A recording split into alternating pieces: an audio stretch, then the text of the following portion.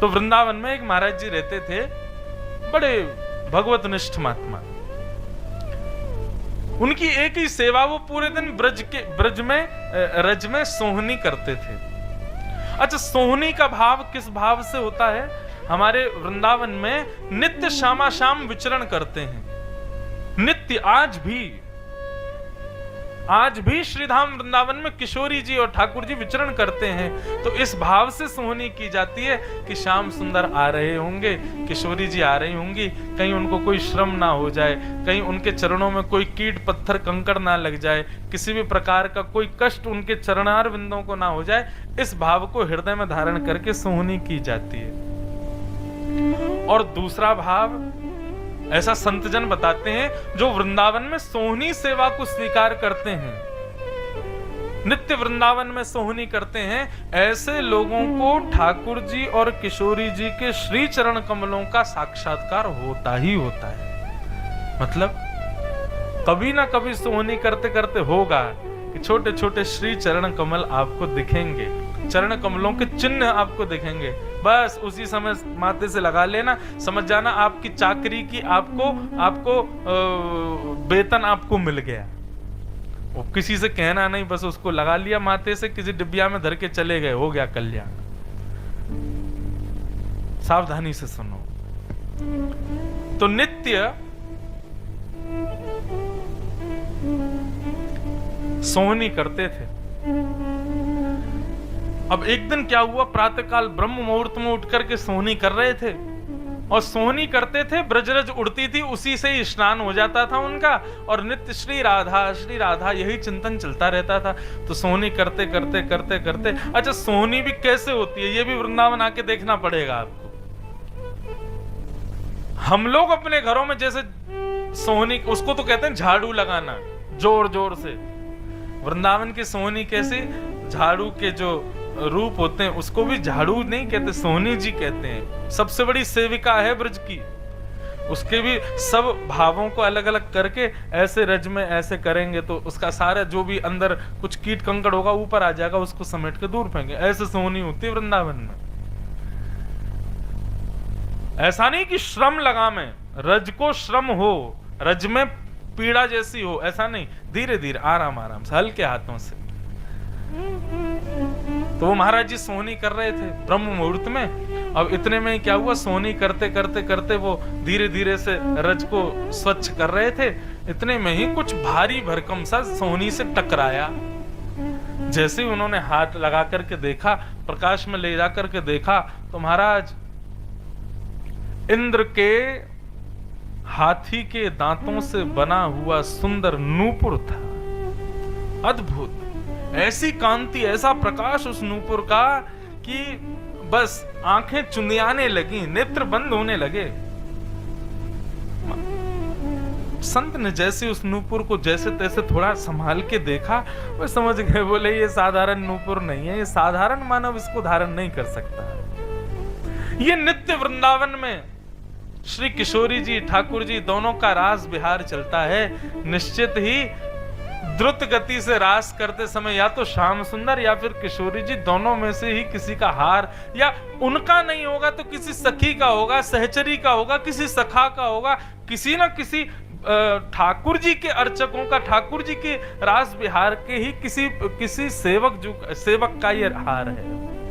और भगवत कृपा करें, श्री रज जी कृपा करें, ये नूपुर किशोरी जी का ही हो तो मुझ पर कृपा हो जाए। उन्होंने तो ले जाके अपने मंदिर में सुंदर सजा लिया। अब तो नित्य उसी का दर्शन करें। बोले आज सोहनी ने पहली बार हमको हमारी वेतन हमको दिया है। अब यहाँ श्यामाजू रास विहार करने के बाद में जब अपनी अंतः लीला में गई, तब ललिता विशाखा का नियम है, नित्य किशोरी जी के ऊपर से लेकर नीचे तक श्रृंगार की पूरी जांच करती हैं कि सब श्रृंगार है कि नहीं, क्योंकि हमारे लिए वो श्रृंगार है। लेकिन किशोरी जी और ठाकुर जी के जो श्रृंगार होते हैं ना, वो भी कोई ना कोई सहचरी ही होती हैं, कोई ना कोई सेवक ही होते हैं ठाकुर जी के। इसलिए हमारे ठाकुर जी की सेवा होती है। उसके बाद जब हार आदि उतारे जाते हैं तो हार आदियों को उतार के माथे से लगाया जाता है, मुकुट को माथे से लगाते हैं, कान कुंडलों को माथे से लगाते हैं। बोले इनका सौभाग्य है, ठाकुर जी के मुख पर विराजते हैं, कमर पर विराजते हैं, शीश पर विराजते हैं। निश्चित ही इन्होंने कोई तप किया होगा जो श्रृंगार बन के पधारे।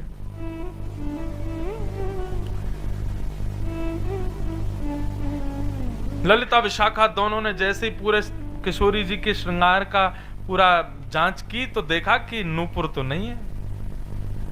किशोरी जी आपको नूपुर कहाँ गए हो? बोले कि अरे कल रात में रास बिहार कर रहे, श्याम सुंदर ने ऐसे झटकाते खींचो मेरो हाथ, सोई मेरो नूपुर उतर गए हो। मुझे तो लगे वही रज में ही रह गए होगो। अब तो ललिता विशाखा दोनों रूप बदल करके गई, वहां जाकर के ढूंढा तो नूपुर नहीं मिला। तभी वहां देखा सोहनी कर रहा है एक बाबा। तो ललिता जी गई और जाकर के बोली बाबा, अरे बाबा सुन। बाबा ने की कहो बहन, कहा कह रही हो? बोले कि अरे कल को मेरी बहू यहाँ से जा रही, ऐसी भोरी बहू है, ने को विचार ना करे तो यहीं से निकल के गई तो वाको एक नूपुर उतर करके यहाँ गिर गए हो, आपने देखो? बाबा बोले आपकी बहू को नूपुर गिर गो? बोले हाँ। आपने देखो बाबा? बोले हाँ, मेरे पास ही रखो है। अरे तो बाबा फिर वाकू दे दो, कैसा नूपुर है? बोले ऐसा ऐसा नूपुर है। ललिता बोली हाँ हाँ बिल्कुल यही है, मेरी बहू को नूपुर है। अरे बेचारी के काज बनवा के लाई, लाओ मुंह को प्रदान कर दो।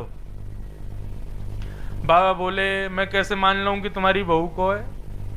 कहीं मैंने तुमको दे दिया और फिर कोई आया वाने कहीं मेरी बहू को, तो मैं तो दुविधा में फंस जाऊंगा।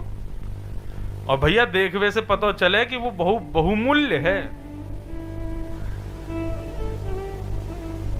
वैष्णव जो होते हैं ना, वो भगवत दर्शन भगवत प्राप्ति के लिए, संसार के लिए तो वो मूर्ख बन के रहते हैं, संसार के लिए तो वो ऐसे बन के रहते हैं जैसे इनको कुछ पता ही नहीं, लेकिन भगवत दर्शन भगवत उपासना के लिए वो चतुर शिरोमणि बन जाते हैं, चतुरों के भी अग्रगण्य। बाबा बोले कि है तो मेरे पास ही, लेकिन तुमको ना है दूंगा। बोले क्यों? अरे तुमको दे दियो और फिर कोई और आया और वाने आके कही कि भैया मेरी बहू को नूपुर हो, तो मैं तो दुविधा में पड़ जाऊंगा। ललिता बोली बाबा तो फिर कैसे दोगे?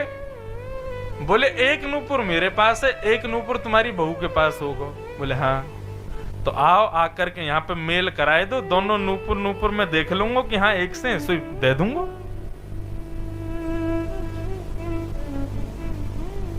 ललिता जी बोली ये तो दुविधा में पड़ गए, अब तो या को मतलब ये किशोरी जी को लेके आओ या के सामने।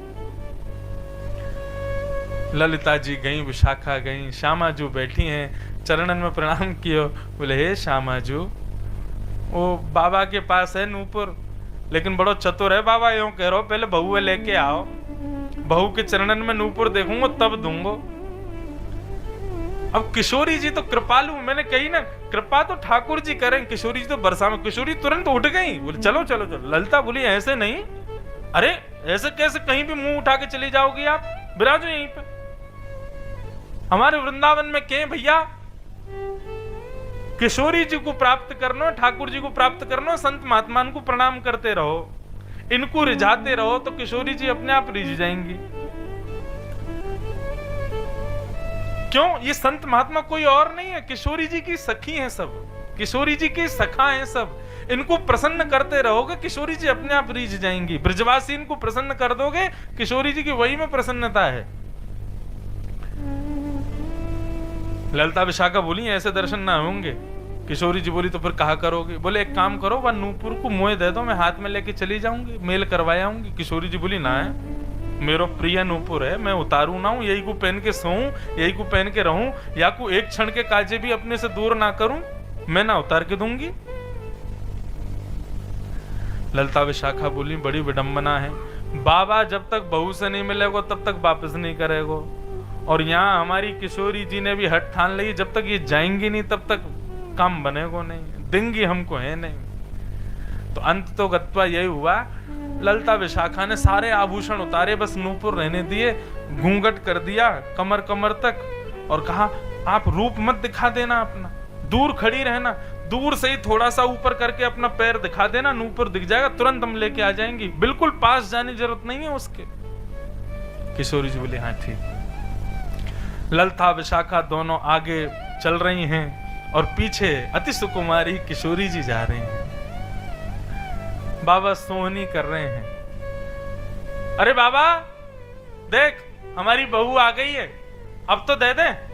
जैसे ही बाबा ने पीछे मुड़ करके देखा, घूंघट कर करके श्री किशोरी जी खड़ी हैं। उनके आते ही वहां का आभा मंडल बदल गया, मानो वहां की रज रजना रह गई हो, मणि में परिवर्तित हो गई हो। वहां पर बहने वाली ब्यार भी अति सुगंधित हो गई, अति शीतल हो गई। आसपास का वातावरण कृष्णमय हो गया। ऐसा सुखद अनुभव होने लगा कि वो प्रत्यक्ष समझ गए कि ये कोई साधारण नहीं है, साक्षात किशोरी जी।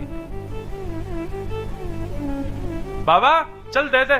बोले दूंगो, पहले नूपुर दिखाओ दूसरों वालों। ललिता विशाखा बोली बहू दिखा दे नूपुर अपनो। किशोरी जी ने थोड़ा सा वस्त्र ऊपर किया, अपने चरण आगे किए। बाबा बोले बड़ो बूढ़ो आदमी मुंह को दिखाई ना दे, ने पास बुलाओ। ललिता विशाखा बोली बजमारे तेरे सिर पे हड्डियां फोड़ दूंगी, हमारी बहू है वो, समीप बुला रहा है। बोले तो फिर खड़ी रहो वहीं पे, जब तक मुंह को दिखेगा नहीं मैं दूसरों नूपुर दूंगा नहीं। किशोरी जी धीरे धीरे अपने आप ही खिसक रही हैं। ललिता जी आंख दिखा दें, बोले पीछे खड़ी रहो। किशोरी जी बोले नूपुर ना मिलेगा फिर। अब धीरे धीरे ललिता विशाखा हाथ पकड़ के लेके जा रही हैं, कहीं बाबा पकड़ लियो तो बड़ा काम बिगड़ जाएगा। धीरे धीरे समीप लेकर के गए। ज्यों ज्यों किशोरी जी धीरे धीरे समीप आ रही हैं, बाबा के अविरल अश्रुधार बह रही है। बाबा दिख गए, बोले अरे कमजोर हैं बिल्कुल आंख मेरी, नेक और समीप लाओ, नेक और समीप लाओ। अरे अभी तो दिख ही ना रहो, अरे ये रामे से तो ऐसा प्रकाश प्रकट है रहो कि मैं तो और ज्यादा नेत्रहीन से तो जा रहा हूं। अंत तो गत्वा जब नेके ही दूरी रह गई, तब किशोरी जी से रहा नहीं गया। हाथ छुड़ाए ललिता विशाखा दोनों से, घूंघट ऊपर की और खड़ी है गई बाबा के सामने। जैसे ही रूप निरखो है श्यामा जी को, मूर्छित हो गए। और जब मूर्छा टूटी, किशोरी जी की गोद में पड़े हैं बाबा। ऐसी कृपा ऐसी करुणा श्यामा जी ने बरसाई है। अपने हाथन से बाबा ने किशोरी जी के चरणन में वो नूपुर धरायो है। बोलो वृषभानु दुलारी की जय।